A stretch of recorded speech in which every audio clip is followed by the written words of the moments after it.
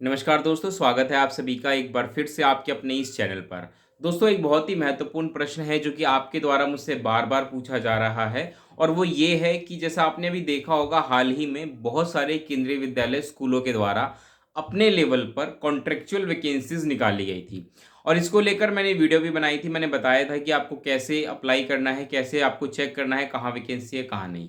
लेकिन उस वीडियो में जो सबसे ज़्यादा कमेंट मुझे मिला वो ये था कि क्या इससे वेटिंग लिस्ट पर असर पड़ने वाला है? क्या केवीएस वेटिंग लिस्ट नहीं निकालेगी इसलिए कॉन्ट्रैक्चुअल वैकेंसीज़ आ रही हैं? तो आपका सबसे बड़ा सवाल मुझे ये लगा और मुझे शायद ये महसूस हुआ कि ये सवाल सिर्फ़ आपका नहीं है, सभी का है। तो मैंने सोचा क्यों ना वीडियो के माध्यम से मैं आपका ये डाउट क्लियर कर देता हूँ।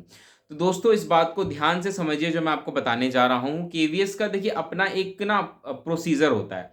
उनका अपना एक रूटीन होता है, एक प्रोसेस होता है जिसको वो फॉलो करते हैं और उसी में से एक होता है कॉन्ट्रैक्चुअल वैकेंसीज़। तो सबसे पहले आपको ये पता होना चाहिए कि कॉन्ट्रैक्चुअल वैकेंसीज़ क्यों आती हैं। तो ध्यान रखिएगा कि हर साल एकेडमिक सेशन स्टार्ट होने से पहले, जैसा कि आप सभी जानते हैं, एकेडमिक सेशन अप्रैल से स्टार्ट हो जाता है।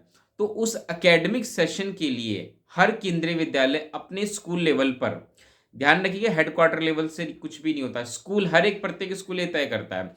अगर उनको लगता है कि उनके स्कूल में वैकेंसीज क्रिएट हुई हैं ट्रांसफ़र की वजह से, प्रमोशन की वजह से या फिर रिटायरमेंट की वजह से, तो उस केस में केंद्रीय विद्यालय अपने स्कूल की उस क्षति को पूरा करने के लिए, जिससे कि बच्चों का नुकसान ना हो, तो एक पीरियड के लिए जो कि जनरली 1 साल का होता है, उसके लिए वो उन कॉन्ट्रैक्ट टीचर्स को रखते हैं। अब इसका मतलब ये मत समझिए कि भई वेटिंग लिस्ट से इस पर असर पड़ेगा कि भई कॉन्ट्रैक्चुअल टीचर्स के आने से वैकेंसीज़ फिल हो जाएँगी और वेटिंग लिस्ट नहीं आएगी, नहीं, ऐसा नहीं है। जब भी कोई वैकेंसीज़ आती है तो एक सैंक्शन पोस्ट होते हैं और उतने टीचर्स उनको फिल करने ही होते हैं। तो जो वेटिंग लिस्ट है वो 2022 की वैकेंसीज़ का है और उस वक़्त जो वैकेंसीज़ आई थी वो सैंक्शन्ड है। उतने तो टीचर्स अपॉइंट होने ही होने हैं। तो वेटिंग लिस्ट भी आएगी, ध्यान रखिएगा, लेकिन उससे पहले जो एनआईओएस वाला मैटर है वो सॉल्व होगा, उसके बाद वेटिंग लिस्ट आएगी। और इस सब के लिए केवीएस एक फिक्स नंबर ऑफ वैकेंसीज जो है वो बचा करके रखता है, क्योंकि उसको पता है कि भाई एनआईएस वालों को ज्वाइनिंग देनी है और उसके बाद वेटिंग लिस्ट भी आएगी। तो एक फिक्स नंबर ऑफ वैकेंसीज अलग से हैं जिनका इस कॉन्ट्रेक्चुअल वैकेंसी से कोई लेना देना नहीं है।